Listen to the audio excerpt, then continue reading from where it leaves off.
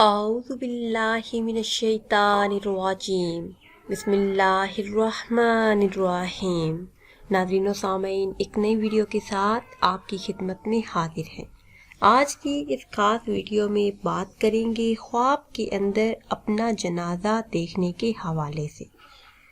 خواب کے اندر اپنا جنازہ دیکھنا،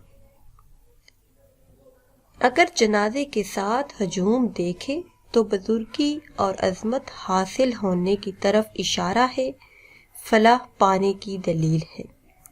خواب کے اندر کسی دوسرے کا جنازہ جاتے دیکھنا ظالم بادشاہ یا حکومت کے سخت ہونے پر دلالت کرتا ہے۔ خواب کے اندر مرد کا جنازہ اٹھانا بہتری کی طرف اشارہ ہے، شاہی ملازمتوں میں شامل ہونے کی طرف اشارہ ہے۔